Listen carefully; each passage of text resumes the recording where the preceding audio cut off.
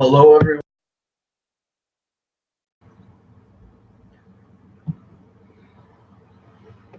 Starting here a little bit early so I can get everything set up for others that will be joining us shortly.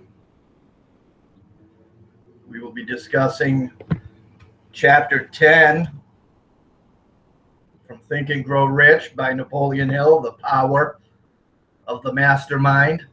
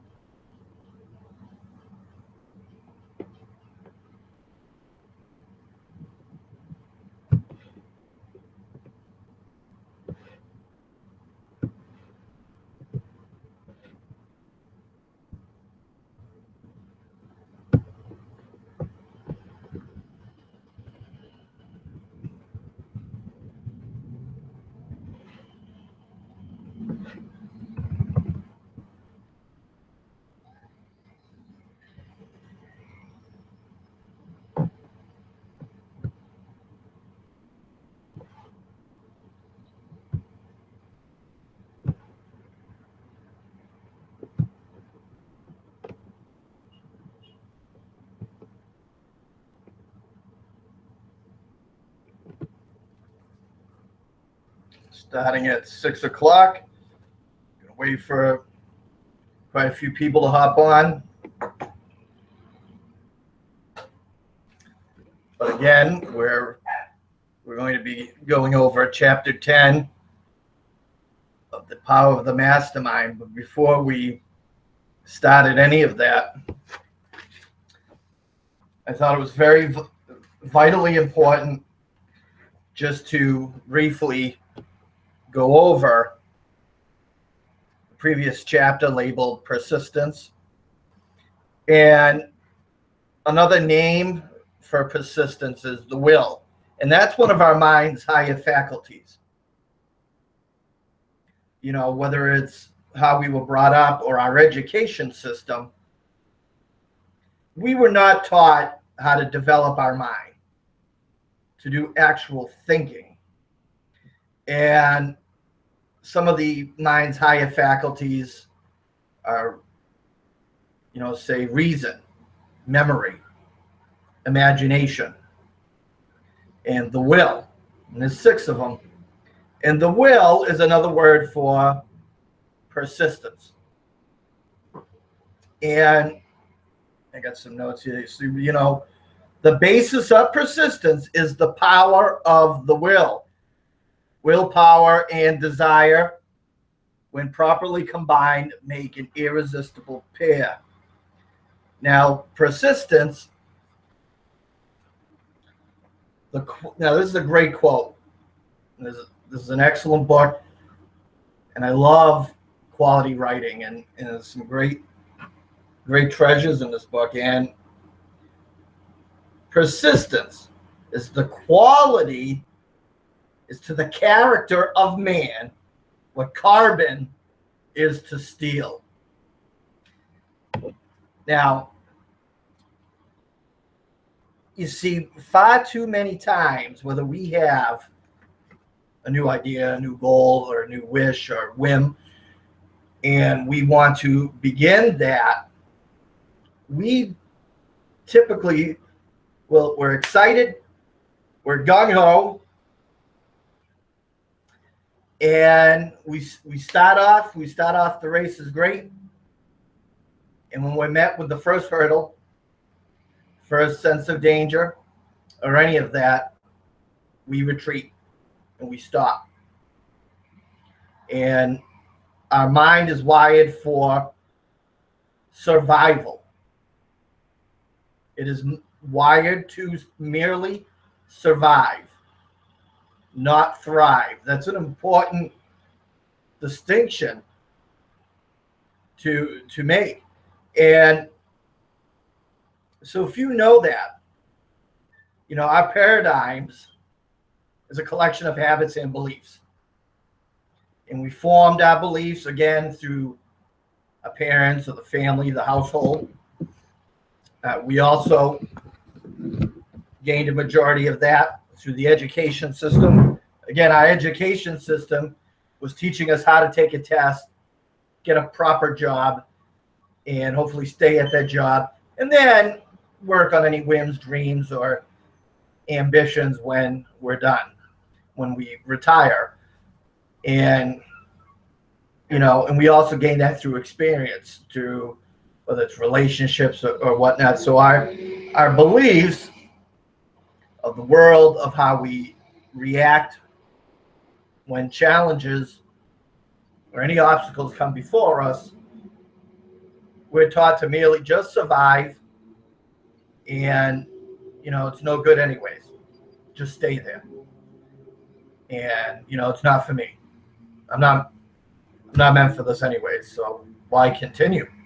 I don't know if any of you that are viewing this, I don't know if any of you can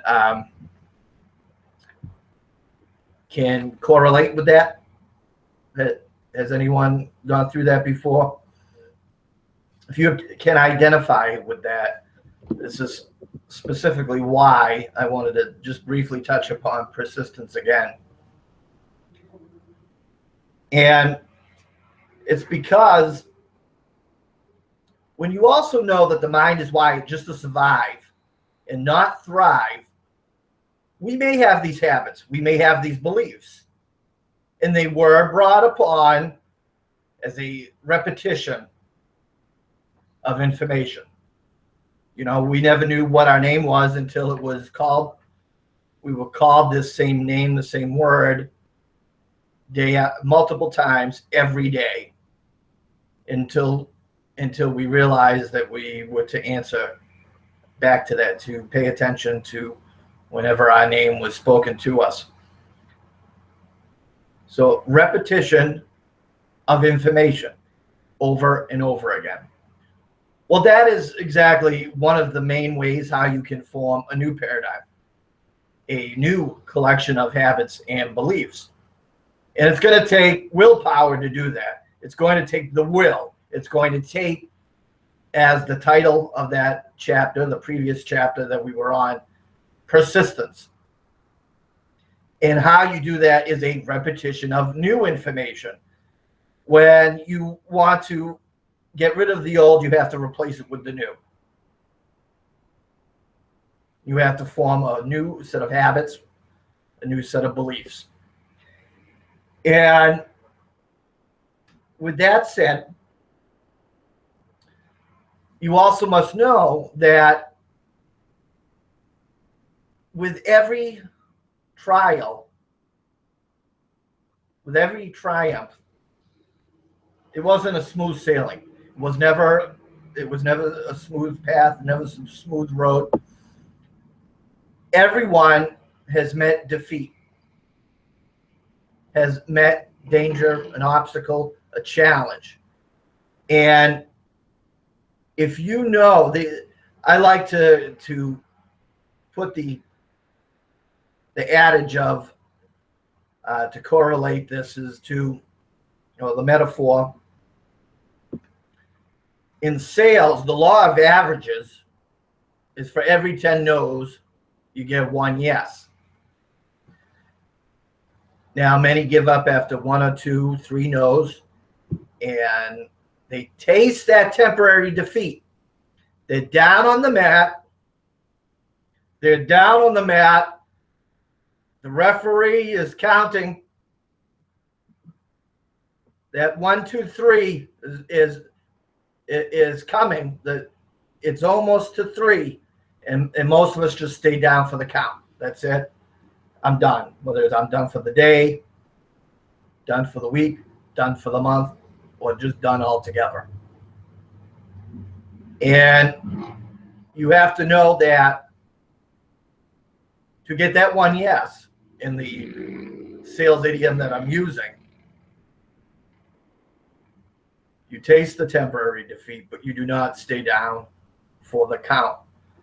And it was said in the book, it was referred as that, of not taking the count. You get up, you rebuild, you find out what you were doing wrong, whether it's language you were using, or you weren't doing the steps to the sale, you weren't creating value, you were not maybe asking the right questions that gives you all the information on, say, a qualified buyer, and to also match them up with the product or service that you offer. Because for the most part, closing, the customer takes care of that. If you did your job in the beginning, the customer at the end, or the client, if you did the steps to the sale, if you followed everything, you find out what they wanted and needed, they close themselves. And now it's just a matter, do you want to take delivery of this tonight or tomorrow morning? You're always asking questions that set you up. But be that as it may, I just wanted to use that in a sales context, because a lot of us, like it or not, we're always selling something, whether it's an idea or cooperation or selling a service or a product, and you want to have the cooperation of others. And we as human beings need somebody to find out exactly what we need and whittle that down and to match us up to what it is that we really need. And we actually do need somebody to close us, to make us not go home and think about it. If we go home and think about it, we talk ourselves out of it. We don't ever want to really part with our money. We don't really want to, because then, a lot of times we have remorse. We think, oh, why did I do that? How am I going to do this? How will I pay for this? Oh my God, what was I thinking? But if you did your job right, they wanted it, they know they can have it, and 9 times out of 10, they can afford it because you qualified them good, and it's something that they really need, you know.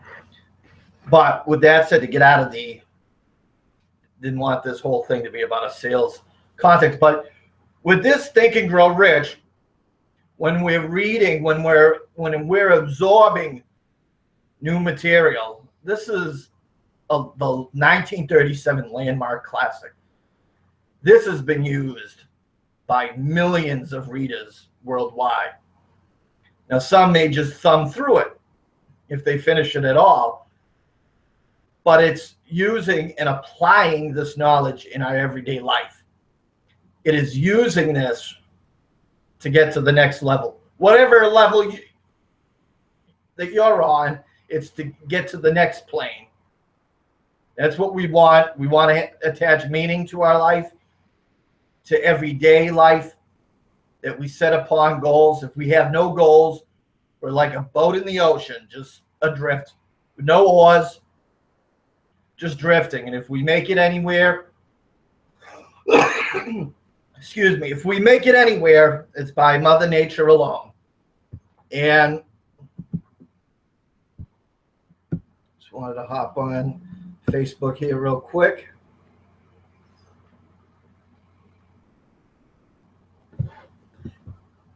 So if we, if anything at all, that we're letting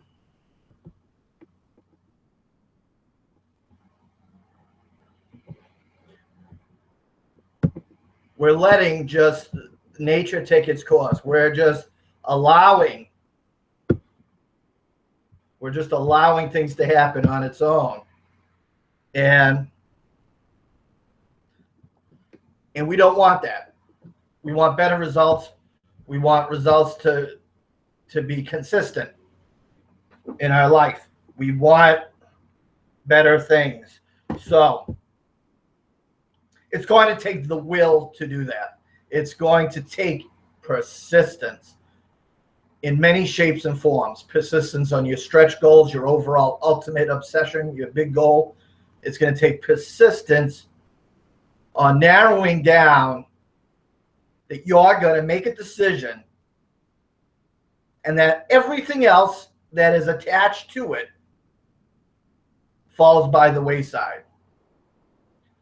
And that's going to take effort each and every day, that you're just focusing upon the objective. You're focusing upon the goal, and that you do not, even if you're meeting with temporary defeat. Remember, temporary defeat is not a bad thing. If we're still using the 10 steps, 10 no's to every one yes sales metaphor, okay? If we're using that,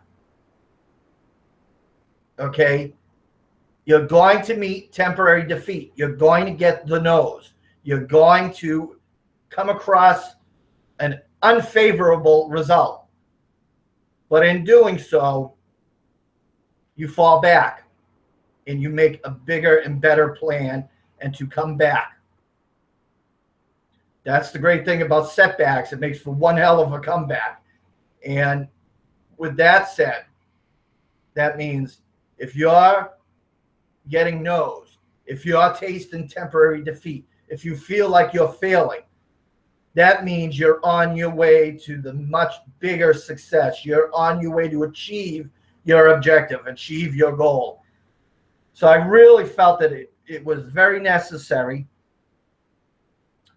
to go over this, because many of us stop before we even start a goal.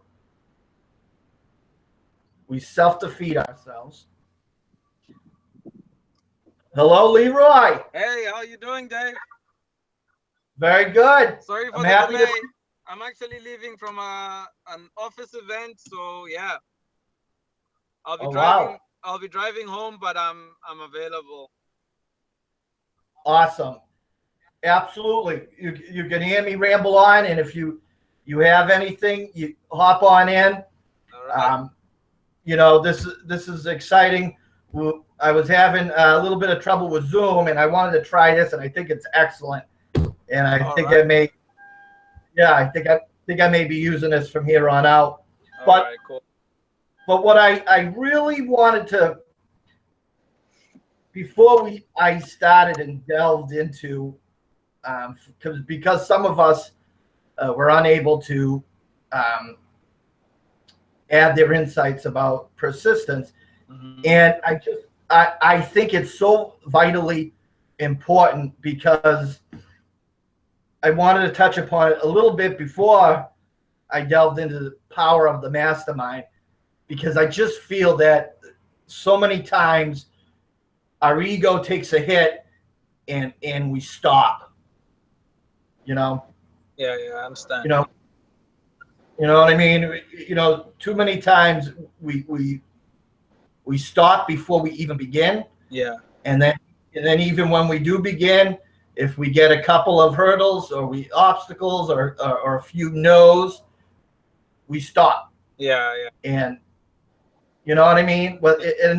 And you can apply that to anything, whether it's a new diet or a new exercise program or a new book or a new anything. Uh-huh. It's persistence. It is carrying through, following through, and using the will, the mind's that is one of the mind's higher faculties, the will. And it's developing that and saying, it's making a decision, no matter what, I'm going to master this. No matter what, I'm going to get the yes.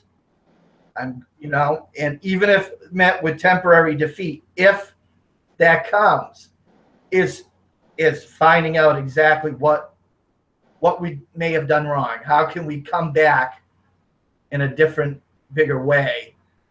Was it the words I'm using? Did I notice people's body language that not receptive to what I'm saying? Do I need to slow down? It's always sometimes when we're not getting the yeses, it's they need more information. If we ever have people in our life saying, I don't know, I got to think about it, it means they really just don't have enough information. It means we didn't do our job. But that's in the sales context. But but I wanted to get into that. And what was your Dave? yes? Can you hear me? Sorry about that. I just got a call that I wasn't expecting. Yes, I can hear you. Okay, cool. So you're talking about persistence and people having to backtrack when the situation is a bit difficult and people tend to drop out. Yeah, I kind of hear that. Yes, and we all do it. I have done it many times, and I'll tell you, I'm so glad that we're reading this book. It's going through. It is matching up with a lot of things that I'm involved in and studying, and that's with everybody. Our mind is wired to survive, not thrive. When we hint, when we smell a little bit of defeat, temporary, we stop. We back off. Okay, no, this isn't for me. And it's rewiring our mind and I love the terminology. I've adopted a lot of these words. The temporary defeat. Yeah. And that's okay. That means, if we're failing, that means we're doing something. Yeah. That means we're involved. That means we're getting closer. Yeah. True. That's true. Are we the only two on the call right now, Dave? So far, we had a couple of people that had to bow out. Okay. Again tonight. Okay. Stella just moved from New York to here in Massachusetts. So they're getting that situated. So So yes, so far, but it is being recorded. So for anybody that may have missed it and whatnot, will be able to rewind, play it back, and offer their comments. So that's another reason why I wanted to utilize this. And I was on Google Plus when it first came out back in, when it was invite only. It was at the time when it first started. It was a fantastic service, and you Okay. can meet, yeah, you can meet people all over the world that had similar interests. Uh-huh. So off the top of your head, what did you take away from persistence, or what were some of the things that may have stuck with you or have any meaning? All right. Hello, Dave. Yes. Okay. So I think the one thing, what I'm trying to do with every topic that we come across is to try and apply it and use it in our day-to-day lives. Mhm. So what I'm starting to realize right now is, I think due to circumstances and a lot of different objects, people start out with a lot of energy, and it's all well and good. There's a lot of hope and promise, but I think with time, like you had already said, people tend to wane off and do whatever excuses. It becomes different, which is why this topic is really vital. I think we lose that passion that we have for uh, the mastermind, and to draw from each other when things are not looking so positive and they're not what maybe we expected. But if we can just go past that disappointment or that excuse or whatever it is, I believe it's really, really possible that we can actually find the success that we so dearly need. And so the key takeaway is, whenever things are not looking so good, and when you feel like maybe this thing is not for me, realize that whatever you do, uh, you'll come to that point, and at that point you need to make a decision whether you're going to follow this through and follow through your decision to the end, or whether you're just going to give up and quit. So I really appreciate what you're going through. I know it must be also difficult for you to administer this whole group and try and get people on the same page and encourage people to come on the call and participate and learn from each other. And I think that's why I'm also trying to put in the effort, even though there's situations that are really difficult at the moment. I'm also trying to uh, leverage off and learn from the group and learn from other people a different perspective on different topics. Mhm. Yeah, yeah. So that was it. No, I appreciate that. It is, and I'm always learning and how to, I don't bombard the group with a lot of posts. Um, I could amp that up a little bit, and it's something that you're always learning. It was an idea born out of my other personal development group I started, and I may have mentioned it before, but Benjamin Franklin, phenomenal man, and he had a thing called the Junto Club, and it was almost like this. It was all like-minded leaders in the community, the business owners, and they would read the same book. They would meet to talk about it. They would never talk about our religion or anything. It was how to better community and Mm-hmm. and create better business. And it was also the reason where the public library or a library came about, because they would leave that book for the community to rent rent those books, and the proceeds went to charity. It went to bettering the town. I thought that was the cool, I thought that was the coolest thing of seeing men, discussing, about the spirit, about the mind, and how to better themselves. And and a lot of it was they would give a speech on it. And I thought that was just the greatest thing ever.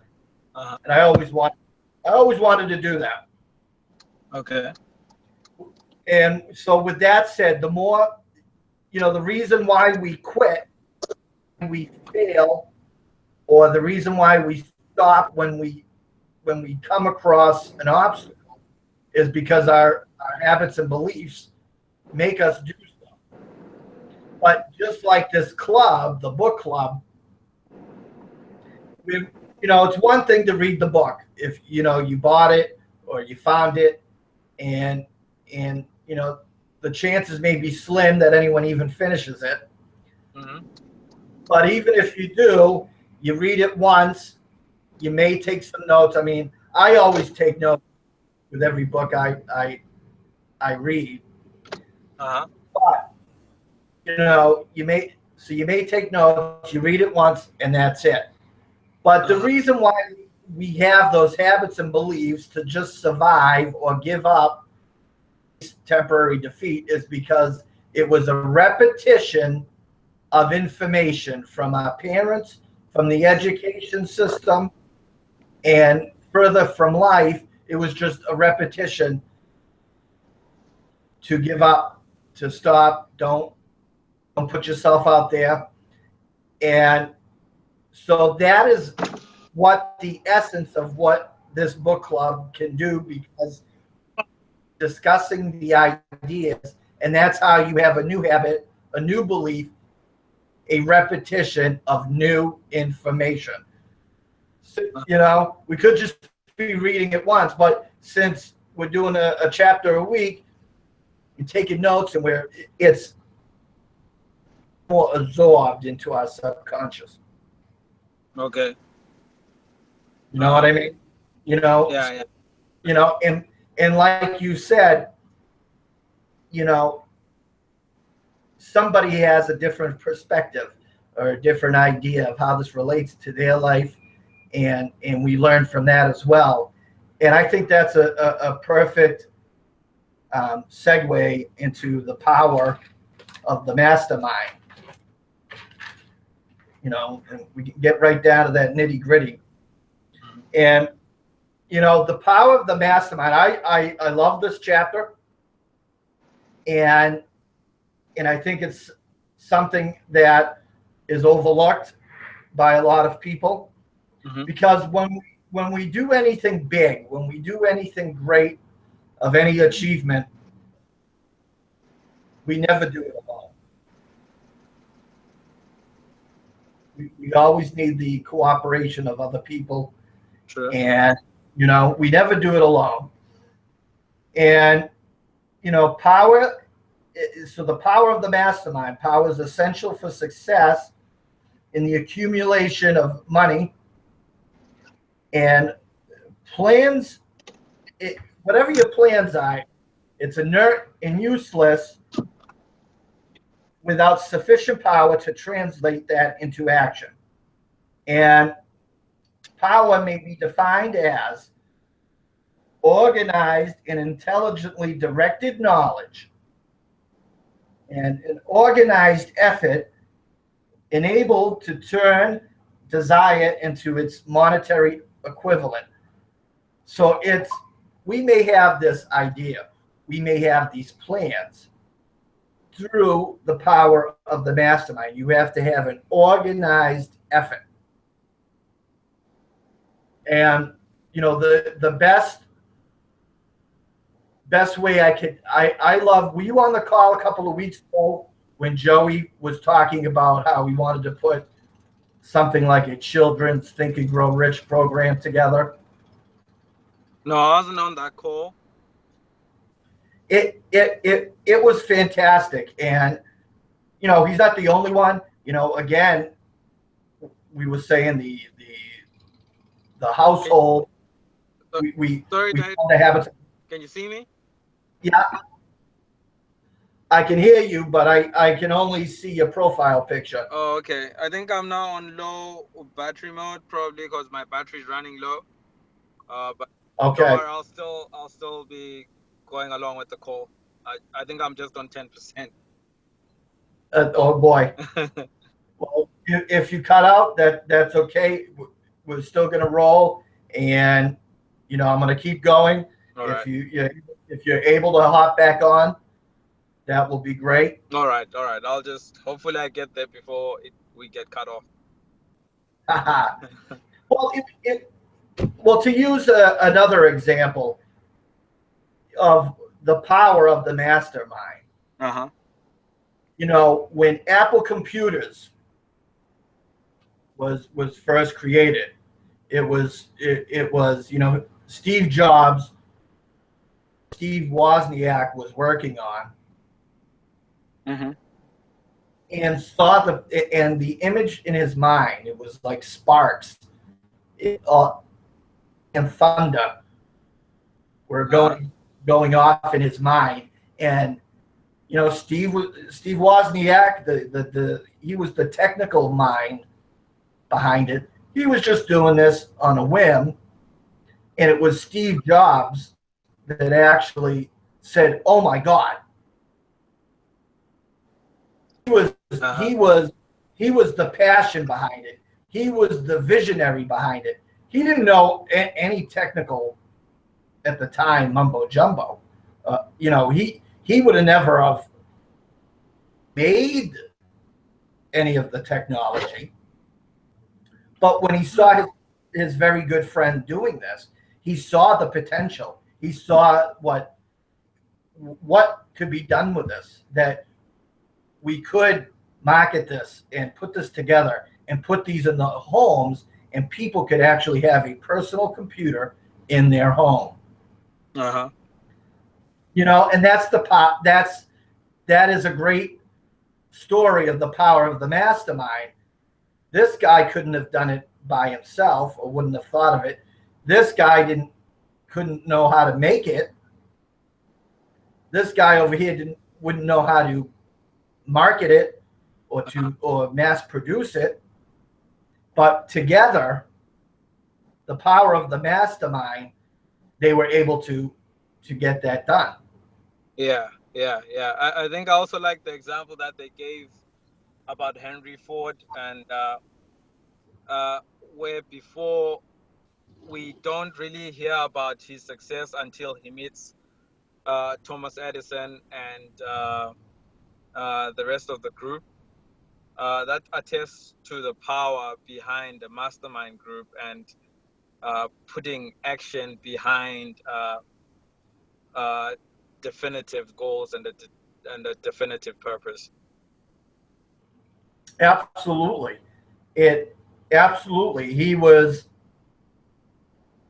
Henry Ford was illiterate. Um, but his friendship and through his association with Thomas Edison, referring to, because of these being around these different minds, people who are thinking differently, when you're seeing people use words that you've never used, when you're seeing people that that are not staying down for the count, that when you see people where you may have said, wow, I would have stopped that a long time ago. I don't know how this guy kept on going. Uh-huh. You learn that. Your mind starts getting inspired by that. That, just like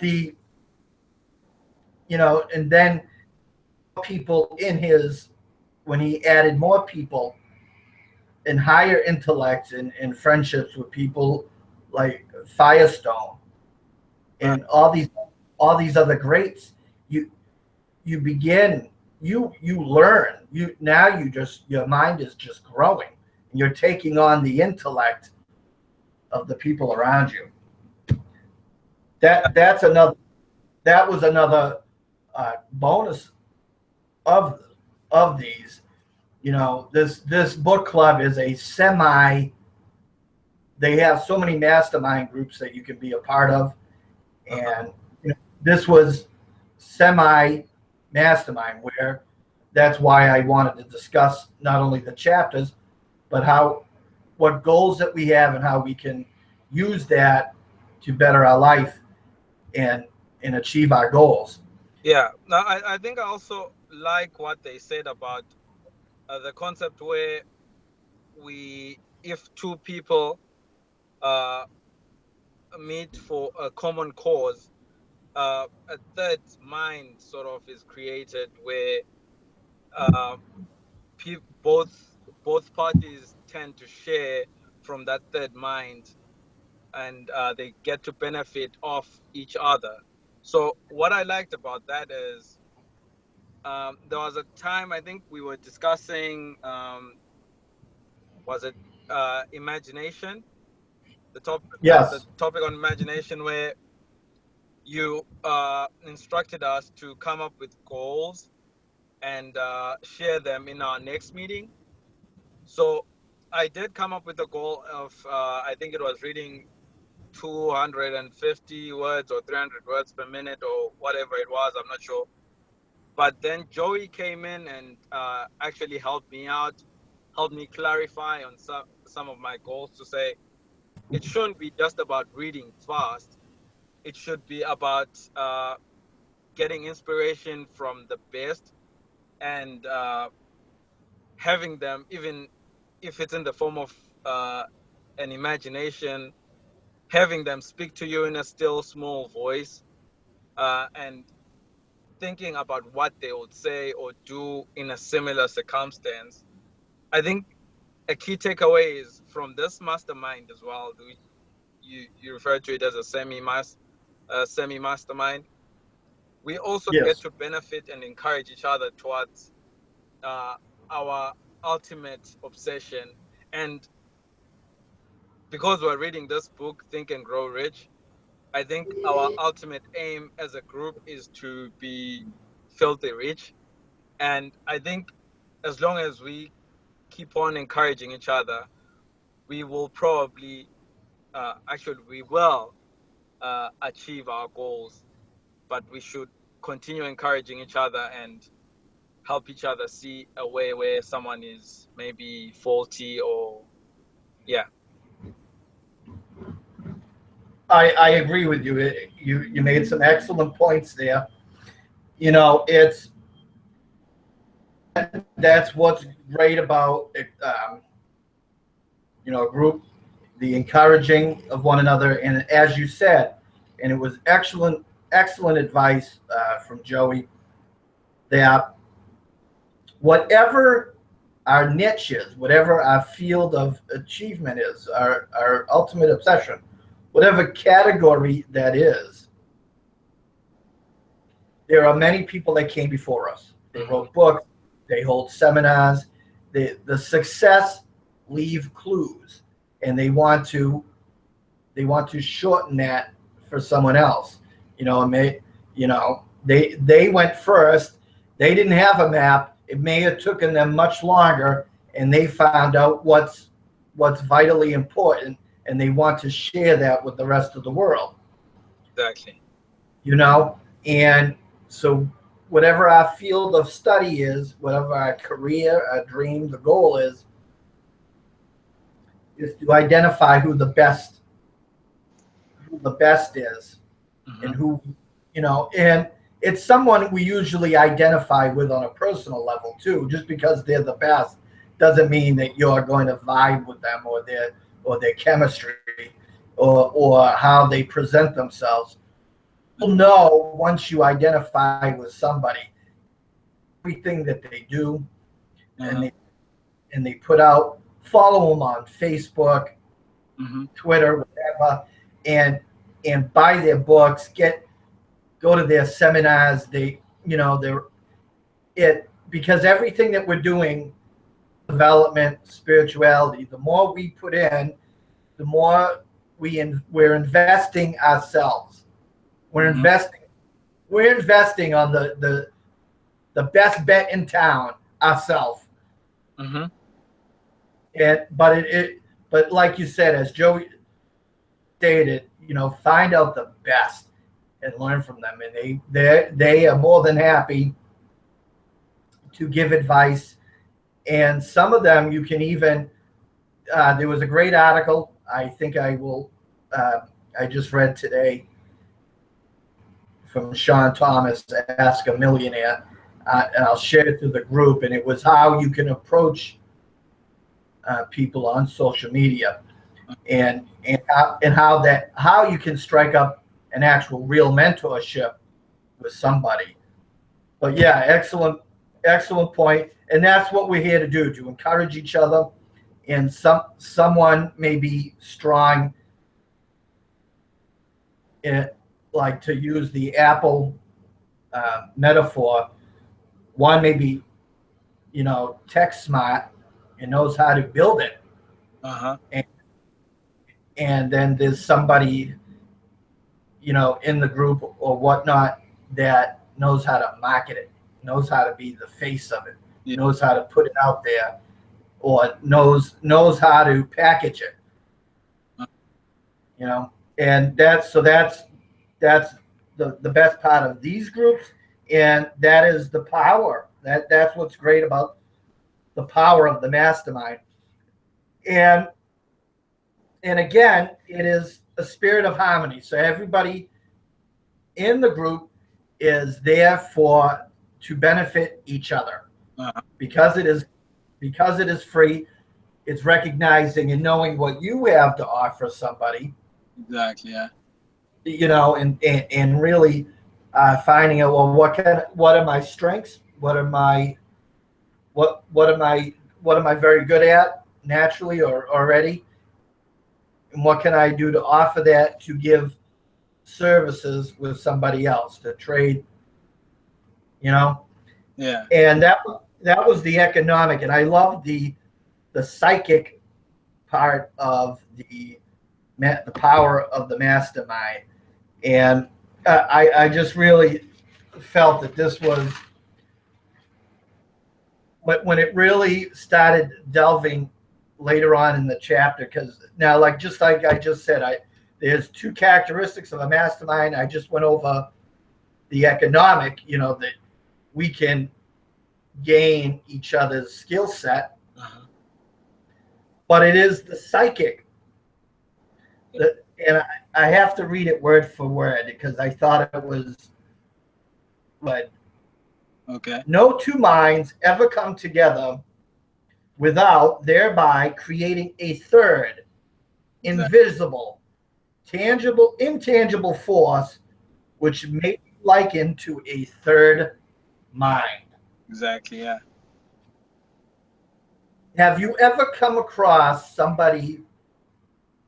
You didn't have the idea, but have you ever saw whether it was a product that was already maybe even made, or somebody has an idea? It wasn't your original thought, but did you ever hear somebody talk about an idea, and then you knew how to make it better? Yeah. Or that's what that third intangible, third mind, when you have everybody in harmony, and they have their desired goal in mind. That we all know what the end game is, why we're here. Mm-hmm. This energy, the spirit, is linking on a psychic level. And that's another, it's not listed in here, but that's another of the 6 of the mind's higher faculties, is intuition. Uh-huh. And you can pick up the energy of the room. You can pick up the energy of someone else's mind and their thoughts. And so more ideas start rolling. Yeah. I was kind of fascinated by the story about the Mahatma Gandhi story, where he inspired over a million people, millions of people to follow his cause. It's only that he also, even Napoleon Hill says it himself, it's very difficult to get that number of people, even two people uh, following following your cause or your definite purpose in perfect harmony. I'm still wondering, I'm not sure whether maybe Napoleon Hill said it in that chapter. I don't feel I got it, but how do you actually get people to come together and follow that definite purpose in perfect harmony? It's very difficult. I've tried it even with family, and I'm at a point where I'm not sure if that's even possible. And yeah, he did say Mahatma Gandhi is one of the greatest people who ever lived, and it's very difficult to get that harmony and that mastermind, because I don't even know how he did it, but he did it. I'm not sure if there's any thing we can do or any implementation guide that we could use to have people in the mastermind converging together in perfect harmony. Well, as the book goes on, especially the next chapter, excuse me. I mean, there should be a whole book, written entirely of that. That could be an idea for a future project. But Okay.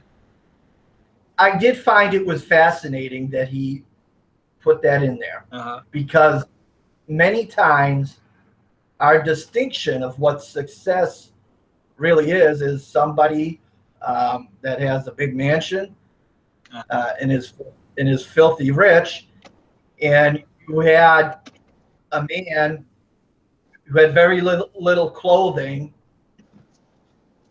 and had the cooperation and spiritual harmony of millions of people. And so success is not defined as lots of money. Success is that you're realizing your goal, and it's the continued, like I said, Earl Nightingale. It's my quote. That was part of the semi homework. That's my inspired quote from Earl Nightingale. That success is the progressive realization of worthy ideal. And his worthy ideal, was to spread love and to spread faith, spread through nonviolent means. Even if you're being oppressed, it doesn't mean that you meet violence with violence.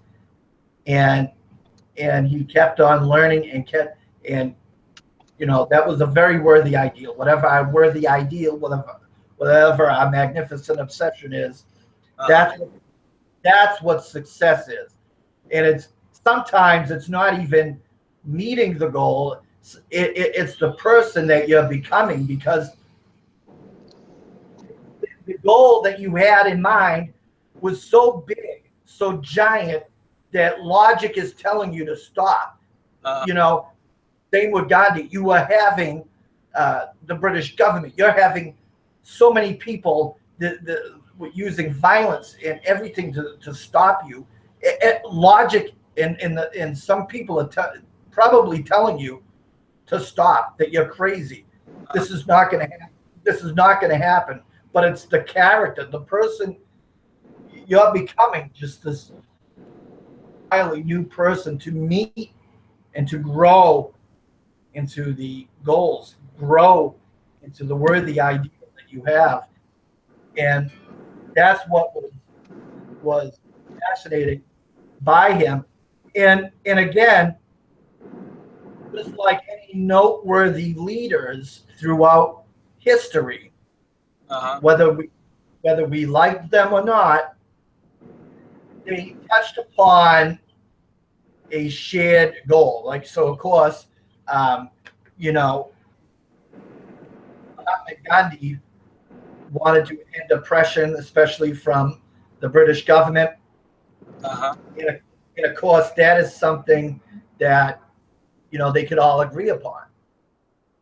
Uh-huh.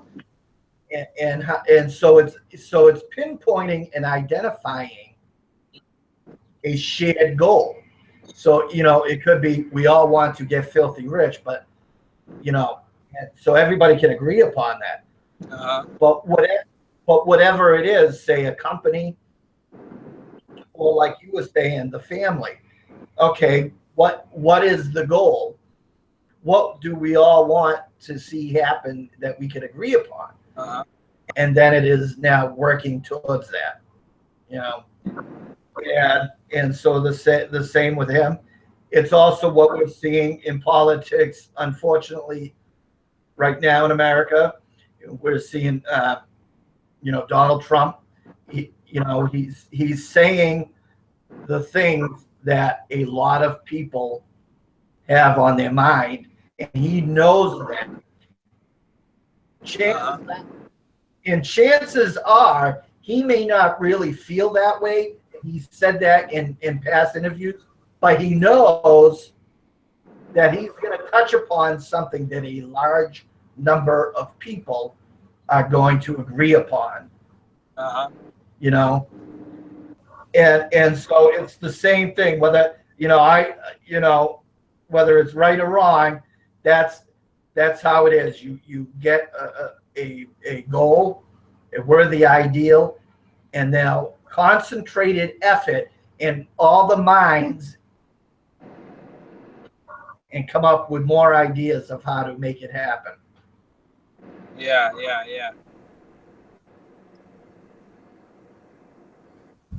But yes, that was an excellent.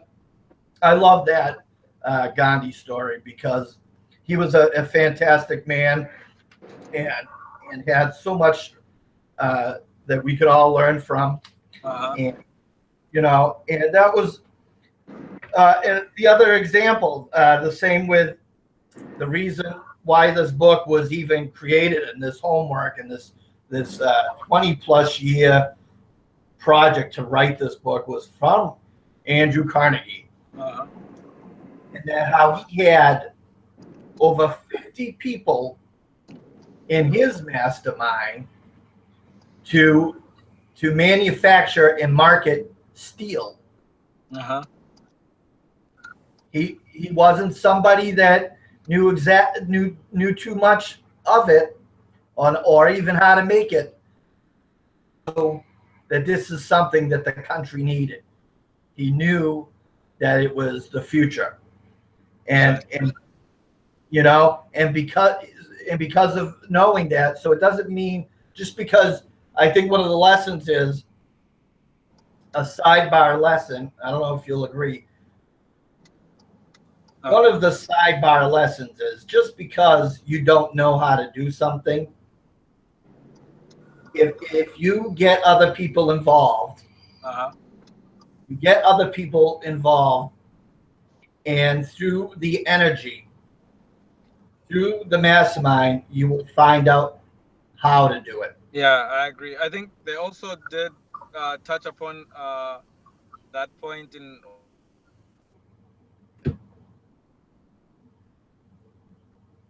I think you Okay. may have.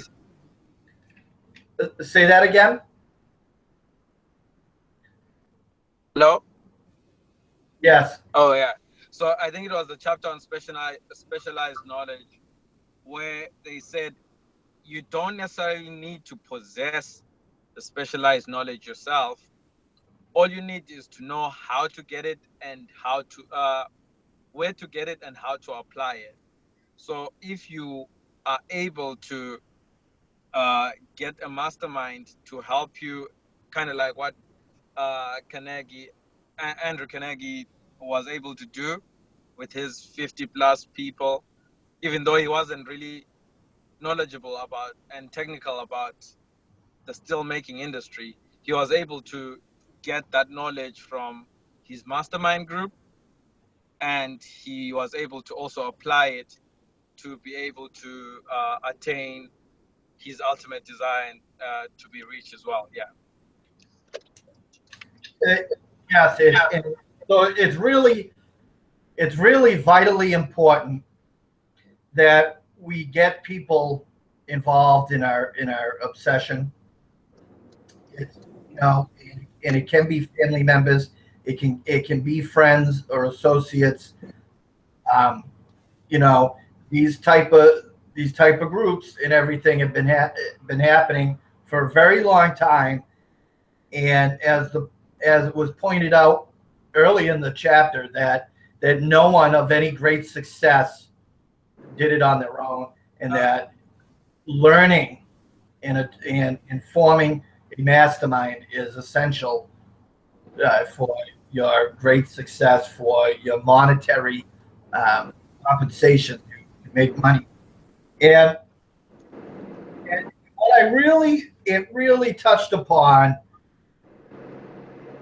as you were saying about knowledge, specialized knowledge, and then it was going into the infinite intelligence, or he called it the ether, or the infinite intelligence. Uh-huh. I call it the divine intelligence. Exactly. But there's many names.